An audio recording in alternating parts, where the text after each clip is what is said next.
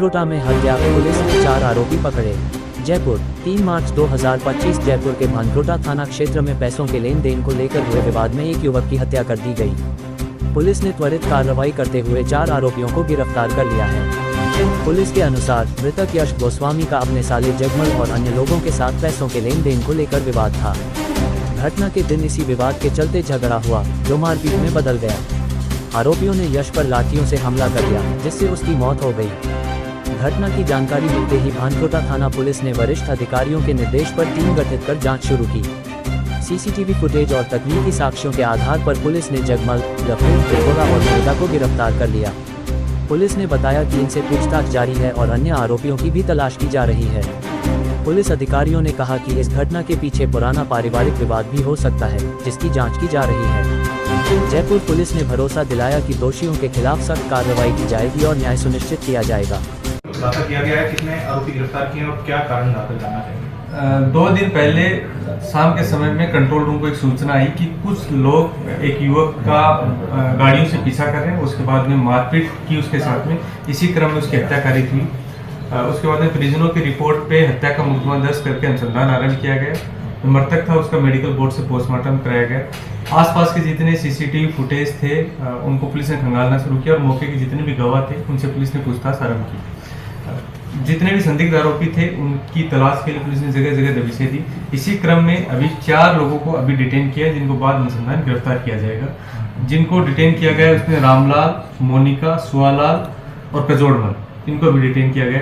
अभी तक के जो पूछताछ और अनुसंधान के क्रम में जो तथ्य सामने आया उसमें जो मृतक था वो इसी अपनी जो बहन है उसी घर में जहाँ उसकी शादी हुई उसी घर में ये खुद ब्याह था, जहाँ लव मैरिज की थी। इस बात से भी ससुराल पक्ष में हल्की नाराजगी थी।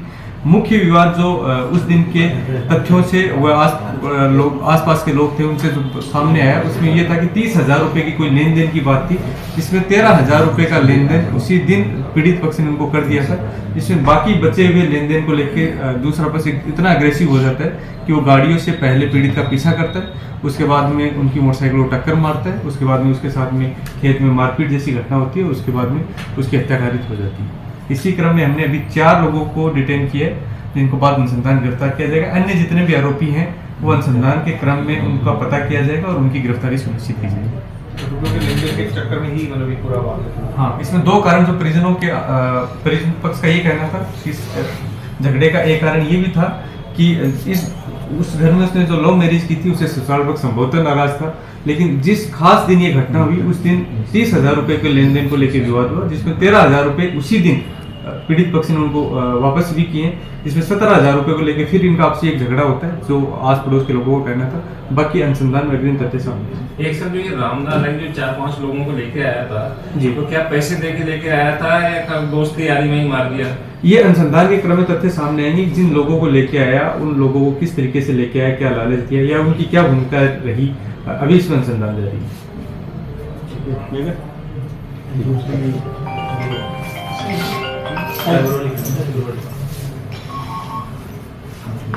सर, एक साइबर को लेकर भी साइबर ठगों के खिलाफ लगातार अभियान जारी है, जिसमें बड़ी तादाद में मोबाइल भी रिकवर किए गए और बीच करीबी राशि भी पीड़ितों को लौटाई गई। किस तरह कार्रवाई की जाए? तो पुलिस मुख्यालय का जनवरी माह में साइबर शील्ड अभियान था।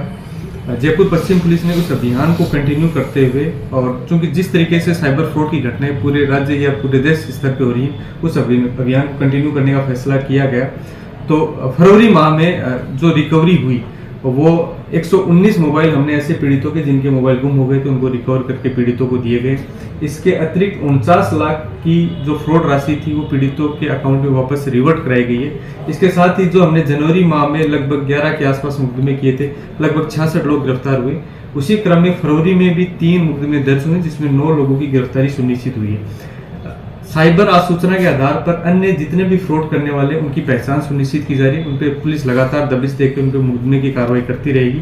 इसके अतिरिक्त पीड़ितों के साथ में जो साइबर फ्रॉड हो रहा है उसमें तुरंत अकाउंट होल्ड और उसके बाद में रिवर्ट कराने की प्रक्रिया भी पुलिस लगातार निरंतर करती रहेगी। सर, इसमें किस तरह से आपने बताया हर थाने में एक कांस्टेबल सर उनको ट्रेन किया गया, फिर उसके बाद अच्छी कार्रवाई देखने को मिली? जब ये साइबर शील्ड का अभियान पुलिस मुख्यालय के स्तर पर पूरे राज्य भर में चलाया गया, तो चूंकि इससे पहले जो साइबर यूनिट थी वो डीसीपी कार्यालय में ही अवस्थित थी, ऐसे में कई बार ये होता है कि कोई पीड़ित व्यक्ति है वो कम पढ़ा लिखा है या वो डिजिटली इतना लिटरेट नहीं है, वो सबसे पहले लोकल थाने में ही जाता है। जब तक वो डीसीपी कार्यालय आता है तब तक वो अकाउंट या तो उन अकाउंट से फ्रॉड के अकाउंट से निकल चुका होता है, जिससे उसको राहत नहीं मिल पाती। इसी चीज को ध्यान में रखते हुए हर थाना स्तर पर एक एक कांस्टेबल को चयन करके उनकी डीसीपी कार्यालय में ट्रेनिंग सुनिश्चित कराएगी और उनको हमारी साइबर टीम और बाहर के साइबर विशेषज्ञों से प्रशिक्षित कराया गया और उनको थाने पे ही पद स्थापित किया गया, ताकि कोई भी पीड़ित अगर थाने पे भी जाता है तो उसकी हैंडलिंग भी उसी संजीदगी से हो। इसी क्रम में फरवरी माह के जब हम आंकड़े देखते हैं तो उसी का असर ये रहा कि जनवरी माह से भी अधिक हमें फरवरी में पीड़ितों को हम सहायता या उनको राहत देने में सफल रहे। इसमें सर अपन कितने लोगों को ट्रेन किया, जो कितने थानों में लगाया है? 19 लोगों को हमने ट्रेन किया है, जिनको हर थाने में एक कांस्टेबल को पदस्थापित किया है। अच्छा, उनकी जो ट्रेनिंग है उसके अलावा उनको ये जिम्मेदारी दी गई कि वो और लोगों को भी ट्रेन करें इसके लिए? वो उनके अलावा एक अन्य कांस्टेबल को उनको इस माह में हम ट्रेन करेंगे, ताकि अगर वो कांस्टेबल कहीं छुट्टी पे जाता है तो दूसरा कांस्टेबल जो है उसका कार्य संपादित कर सके।